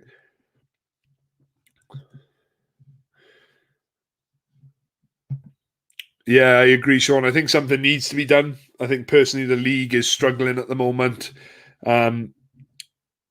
The poor sides seem to be getting poorer. Apart from, you've got to say, the Dragons this year, they've really come on leaps and bounds. But in terms of cash poor teams, they're only going to continue to struggle. You know, we've got a bit of good news that there are going to be 3 Welsh regions competing at the top flight of Europe next year. But the key part of that is, are they actually going to be competing? Or are they just going to be there to make the numbers up? So, scrum to the Scarlets here after that Ospreys knock on.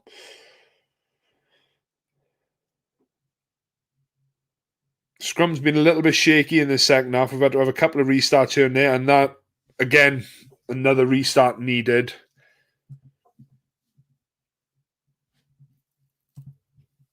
So we've got a massive pause in play here whilst we decide what it is that we're going to do.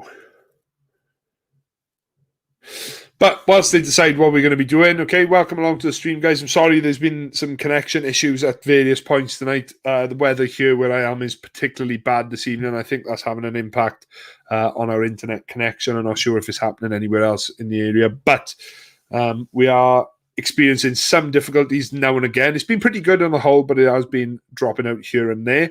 But welcome along to the stream. If you are here from Facebook, please make sure to like and follow the page on Facebook, and to give the stream a like this evening as well. If you are joining us from YouTube, though, please make sure to like the stream as well, and to give us a subscribe while you're here. Recently hit 58 subscribers today, and we're pushing now towards 100 by the end of the Lion series this summer. So considering the rate we're going, I'm pretty sure that we can do it. So share this page to your friends, share it to your mums, your dads, anybody who's interested in rugby, share it across, because there's going to be loads of content coming at you in the next few months. Long floated pass from Jonathan Davis, though, finds absolutely no one, and the ball goes into touch. I was wondering whether he thought that there was somebody out there to claim that, but no such player. 70th minute has just come and gone, and we are still 19 points to 6 on the scoreboard to the Scarlets, who have been playing pretty well, it has to be said. Ospreys need to score very soon if they want to get anything from this match. I agree. I don't think they've fired any shots whatsoever. I think their backline has been particularly poor this evening. But I think that's down solely, and Brandon, if he's watching it now, he'll probably agree, that's solely for me down to Luke Price. I think his game management has been really, really poor this evening. Sean O'Farrell, I think they should put promotion and relegation in to create 2 leagues, then it'll mean more play. Yeah, I agree. And I think if you've got a competitive league, promotion and relegation works. But the only thing is that the Pro 14 doesn't have a competitive second league at the minute. If you look at the English Premiership, you've got the Rugby Championship. If you look at the top 14, they've got the Pro D2. in terms of the fact that the Pro 14 is made up of multiple nations. I think that's where the biggest problem comes, because the only thing that you could really say that they've got is the British and Irish League, but that's basically where the Irish flex their second sides and the Welsh teams just put out 15 guys to sort of make up the numbers. But it's an interesting prospect. Interested to see whether CVC get involved and try and look at something like that, as they have done with the Six Nations. 7 who were watching, guys. Wow, thank you very much for that. If you are just joining us, though, it is currently 19 points to 6 in favour of the home side.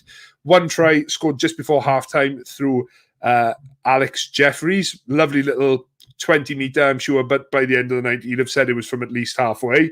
But the Scarlets have dominated this game pretty much in most facets of the game as they look in the wet to attack from their 22. Steph Evans kicks ahead as Tyler Morgan chases back, looks to put pressure on Dan Evans as he stays on the ground for an eternity there. Tackle called by the referee. The Scarlets are competing furiously at the breakdown. But it is back on the Ospreys side as they set up a pod looking to clear. Jack Morgan making an absolute nuisance of himself at the breakdown tonight. And Ruben Morgan-Williams having to dig it out with his foot, trying to make sure that he can get this ball cleanly off the park. And he does a very good job of it, to be fair. That's a lovely clearing kick under pressure. Takes play about midway between the Ospreys 22 and 10-metre line. So just before we set up for this lineup, guys, if you are around at lunchtime tomorrow and you're thinking, don't know what I'm going to do with my Sunday afternoon, well, why not come and spend it over here at Rock and Roll Rugby? We have live stream starting at 1:45 tomorrow, where we will be watching the Cardiff Blues take on the Dragons in the final game of this second round of the Pro 14 Rainbow Cup. Please come and join us. It's going to be a really interesting game, I think. Both sides have got a lot of internationals involved. One side has even got a British and Irish Lion in the making. So please come across, make sure to like the page and subscribe now, and you'll get a notification prior to that game starting tomorrow to come along and watch with us. As I mentioned, guys, this is just a watch along. This is not going to be showing the game, unfortunately, due to copywriting reasons. But I have been talking through the game as best I can when Premier Sport decides it wants to show the game for more than 3 minutes at a time. But all in all, it's been a pretty good game. It's been attritional, and it has been a lot of to-ing and fro-ing from the both sides. But ultimately, I think it has been a proper West Wales derby, considering the fact that it is almost like monsoon season at times. Kieran Hardy puts into the scrum on the 10-metre line. He's picked up by Kasim at the base of the scrum, and he offloads to Jonathan Davis, who takes the ball flat into contact. Luke Price not rolling away there, so another penalty advantage to the Scarlets. Will they look to get a little more from this, or will they play out the advantage and go for the 3 points through the boot of Halfpenny? O'Brien, one off the outside of the boot for Steph Evans. The chase goes straight into touch. So we go back for the penalty to the Scarlets. With the wind behind them, you'd imagine that this is going to be a Halfpenny special. Just knock it over, take the game further in their advantage. And indeed, they are going to take the points. Jonathan Davis has played very, very well tonight, I will say. I wouldn't say he's been back to his glimmering best, but he's definitely offered himself up a lot more as this game has gone on. Did really well there, carried that ball into Luke Price, and the way that he landed meant that it was impossible for Luke Price to get out of there before the referee was about to say something. So well done to Jonathan Davis so far tonight. Really picked himself up, especially after the last time he played against the Dragons, where he had very, very little involvement whatsoever. So Halfpenny from around the 10-metre line will line this one up. Takes his time as we just tick over to the 76th minute, so we've got just under 4 minutes to go. You'd imagine that this is going to be the game. And it's there. So, through the post it goes, and the score is now 22 points to 6 in favour of the home side. Kieran Hardy, good day's work at the office for him. I think he's played quite well tonight. And off he goes after a successful return to the first team. But yeah, Kieran Hardy has just been named as man of the match. For me, it was between either him or Halfpenny, just for the way that they've controlled the game. But the Ospreys looking to get something out of this game now. Ospreys with ball in hand. Tipperick to Nicky Smith. Round the back to Luke Price. Killing all pace whatsoever.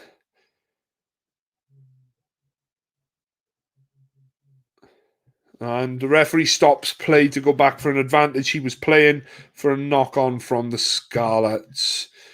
Connacht getting a little consolation score then, I feel. Are they around the same point as us? So there's a couple of minutes left to go in that one, maybe. But looks like that's been a cracking game to watch so far. Ooh.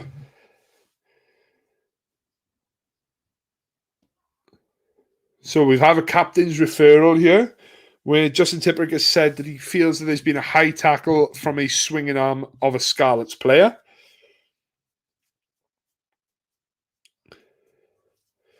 A perfect opportunity to use it in the game. 73 minutes gone.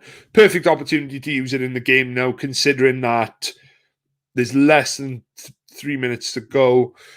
The game is pretty much lost. So it's a perfect chance just to use the captain's referral. Perhaps, best case scenario, they end up with a yellow or a red card or something like that. But I don't think this is going to be a lot, depending on what the referee has just said. It's high, but it's nothing more than that. I think the player is ducking.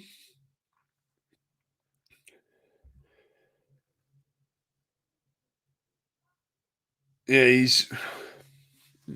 he stayed a little bit too upright for me, but I think he is ultimately doing everything he can to try and drop. But yeah, nothing more than a penalty if it is even that, to be fair.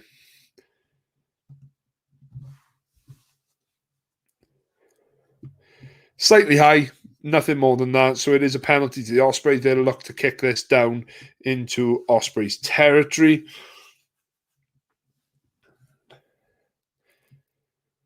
I am surprised to see Luke Price still on the field at this stage. I think he's had a really poor game. And he kicks to touch. It is a good kick, to be fair to the lad, but I think it's very much a case too little, too late now. The time the Ospreys are taking here, you'd swear that there was 25 minutes to go. There's 2 minutes left, and they walk into this line-out. Good to see Justin Tipperick and Alan Jones still out on the field, though. And Tipperick claims the ball at the front as they set up the driving maul. Scarlets do their best to try and shift it infield, but they maintain the shape. It is splintered slightly, but penalty advantage for collapsing the maul. I think they're going to give the penalty here because the Ospreys are going backwards. It is not comfortable ball for them whatsoever. They're having to fight for every yard here.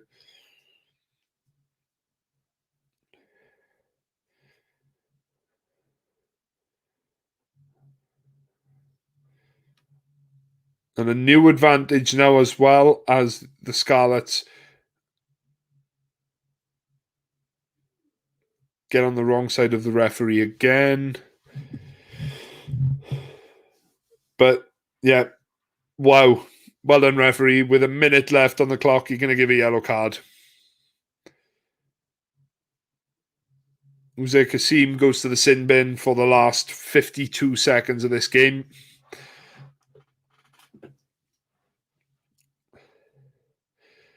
So, with less than a minute on the clock, the Ospreys go to the corner. I think they have to get at least a try out of this, considering how well they played against the Blues. I know it's completely different conditions, but they played so promisingly in that game. They just haven't lived up to it whatsoever in this game. And you've got to say, considering the Scarlets haven't really fired a shot in this second half, they've just comfortably managed this Ospreys team. So Line-out throw is made by Sam Parry and is claimed at the front, and that will be game over. Claimed down at the front. Ospreys lose line-out ball. 4, 3, 2, 1. The ball is kicked up the tram line. I don't know if it'll go off the park. It hasn't. So the Ospreys will get a... No, they won't, because they've just knocked it on. It's gone into the arms of Jack Morgan. And the Scarlets... I don't think the Scarlets know that it's over. But he kicks it incredibly deep, and the Ospreys will have to go from their own line if they want any form of consolation out of this game. They kick it long. Surely the Scarlets will look up and see that this is over. Is Angus O'Brien not looking at the clock? Because I think he's done another kick to compete here. No.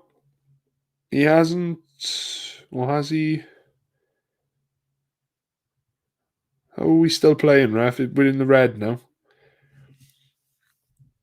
Not really sure what's going on here, as Premier Sport has again gone on the wonk.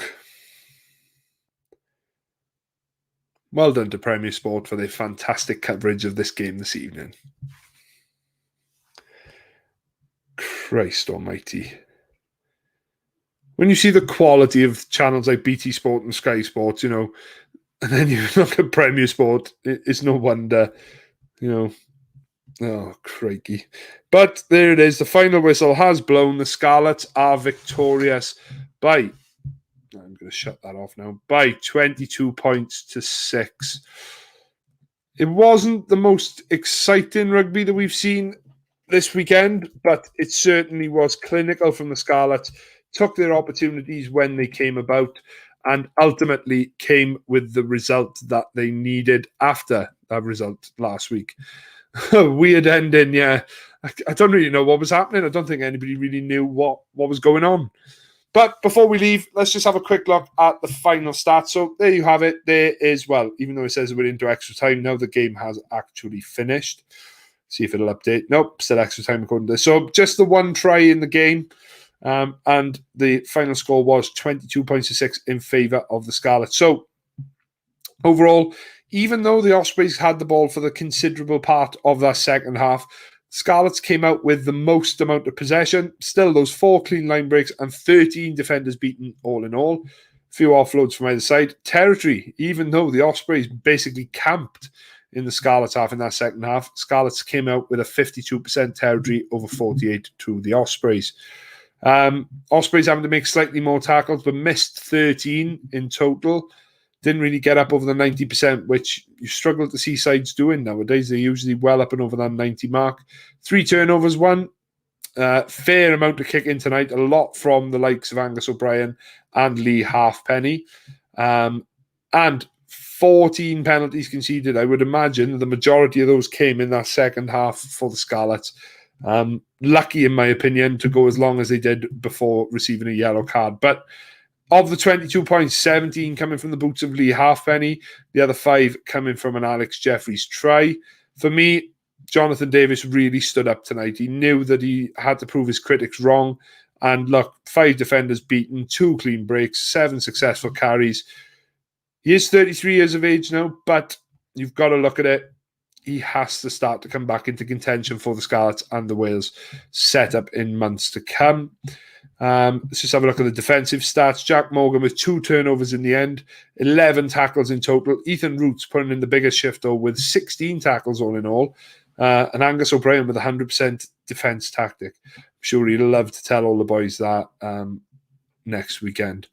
So, we are just about done. Thank you very much, Richard. I'm glad somebody enjoys listening to me because I do my own editing sometimes. But thank you very much for joining this evening, guys. It's been great to watch the game along with you.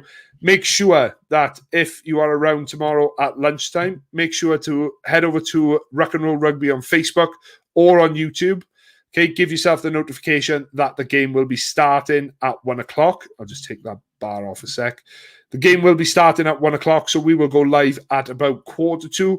Go through the teams, look at the last games in this tournament, and look at where they are moving forward. Excited to see all 4 of these players in the image here getting a run out tomorrow. So be sure to join us for that. But ultimately, it is a win for the Scarlets this evening by 22 points to 6, and they beat their West Wales rivals in the Rainbow Cup, Pro 14 Rainbow Cup. Thank you very much for joining, and we'll see you again tomorrow for the Blues again.